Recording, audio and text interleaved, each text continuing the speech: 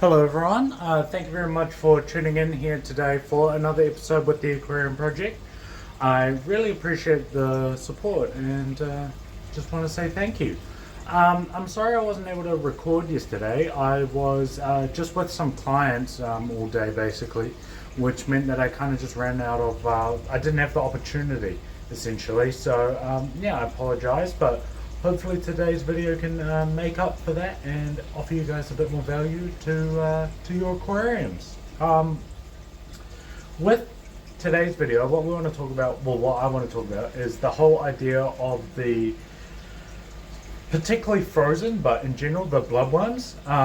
Bloodworms is one of those ones where it's like pretty consistently everyone seems to kind of want them and have a really significant place within the hobby, particularly within New Zealand, but from what I gather globally. But I don't know if it is 100% deserving of that position, so I thought what we'll do is kind of just talk a little bit about why that might be. Of course, if you're new to the channel, basically what we do is I'll just walk around and show you all the fish. Wow, this tank is gross. I should probably do a water change. But basically what we do is I'll walk around and I'll show you guys the fish and everything because it'll be a bit more fun for you. And then just talk over it. Obviously, if you're listening on our podcast feed, which you can find in the pinned comment down below, you won't be able to see what I'm talking about. But yeah, just to kind of explain that. But yeah, so basically frozen bloodworms in particular are one of those ones that's it's a really popular and really common food to be feeding to your fish, and I'm not entirely sure that it deserves that sort of position, shall we say.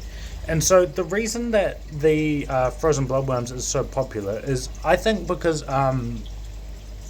it's one of those ones that's more of a hangover from days gone by where maybe culturing or farming of other aquarium sort of insects and that wasn't quite as easy. So it is an established one where it is very easy to just crank out a ton of frozen bloodworms, and they're very easy and efficient to be able to get them to market.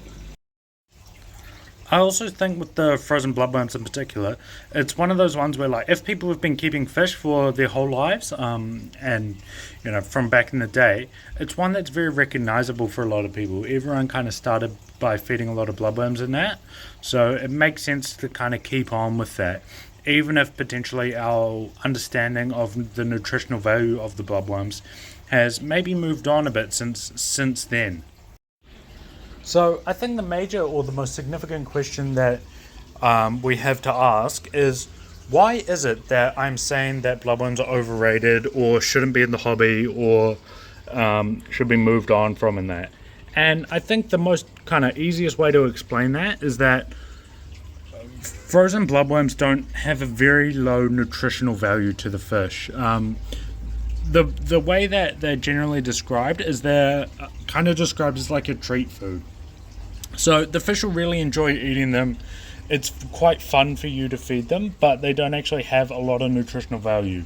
So that is kind of obviously problematic if you're, you know, looking at the optimal nutrition for your fish. If what you're feeding doesn't get a lot out of it for the actual fish themselves. The secondary problem or question that comes along with the frozen bloodworms is they actually have like a thin kind of membrane or not exoskeleton, like a skin basically on them that is just like their skin as you would normally have. But what happens is actually fish aren't really that able to digest that skin, and so it is another layer of greater difficulty of being able to feed them, which does lead to some problems. If it's probably not going to make a massive deal, but it is another layer of the fish is going to have to put energy into that where they're not going to get anything out of it. So it is probably not the best idea to be feeding them, in my opinion. Again, they're fine for a treat food, like maybe once a fortnight or whatever, but in terms of relying on them, I would not rely on the frozen bloodworms. And that kind of leads me into the next part, which is what is the best alternatives for the frozen bloodworms? What might be a better option to look at or consider than feeding the frozen bloodworms?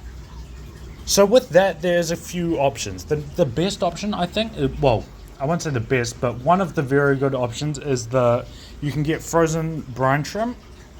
Frozen brine shrimp's good because it's got a lot more nutritional value than the frozen bloodworms. So the fish are going to get a lot out of it. The same goes for like a lot of types of shrimp, basically. Actually, now that I think about it, there's like you can get frozen brine shrimp, mysis shrimp, krill, daphnia, all sorts of stuff like that, and they're all going to be a lot more nutritionally valuable. In terms of like the actual having fun feeding them and all that, to be honest, it's probably not going to make much difference. They're all very fun to feed, and the fish will go crazy for all of them. It is simply a matter of what is more nutritionally valuable. I think it's one of those ones where it is hard. So a lot of shops will use frozen foods, particularly bloodworms, to kind of get people in the door. So the idea is like, oh, you need a refill of your bloodworms every month. That gets you in the shop. You don't make a great margin on the bloodworms, but you can sell them. Oh, you maybe want to grab some plants, maybe you want to grab some more decorations, some new fish, all this kind of thing. So there is kind of an incentive to sell more bloodworms. But I think in terms of the industry, I think we can do the same thing with anything. We can do it with brine shrimp, daphnia, mysis, whatever. It might be a little bit more expensive is the only problem. And that is hard because bloodworms are so dirt cheap. Even in New Zealand, where we're a very small market and a lot of things tend to cost a lot more, just they've got a far longer distance to travel, all this kind of thing, we do get a lot of bloodworms that are like absolutely dirt cheap. You can get a tray of bloodworms for like $8 to $10, I think, at the retail level for a lot of them, which is just horrendously cheap. And obviously that's good, but when you do have stuff that cheap, it does make you wonder what's going on there. And basically, it's just like mass-produced, low-quality food, essentially, which does, of course, I think it does have a place. And I'm not like brine shrimp and daphne and mysis and all this isn't massively more expensive, a few bucks extra, but those extra few bucks make such a massive difference when it comes to the actual nutritional value that you're offering to these fish. And I will say that you will get a lot more out of it, and you will notice a very significant difference in your fish in terms of the way they grow, keeping their weight, breeding, or just basically all the good stuff. I think you'll have a lot more success using the frozen brine shrimp, daphnia, mysis compared to your frozen bloodworms. And then the other thing as well is they're just fantastic fun. So pretty much you can't go wrong. So I hope that does make sense for you guys. Feel free to ask any questions, but basically to summarize, I guess frozen bloodworms don't have very much nutritional value. They're basically like a treat food, like a fast food for a human.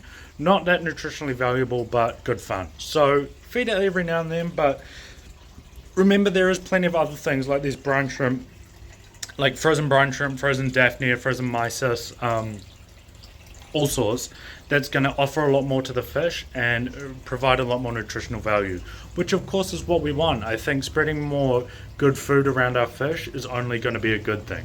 So please feel free to drop down your thoughts down below, but otherwise, thank you guys very much for tuning in. I love you all so much, and I'll catch you in the next one. Bye!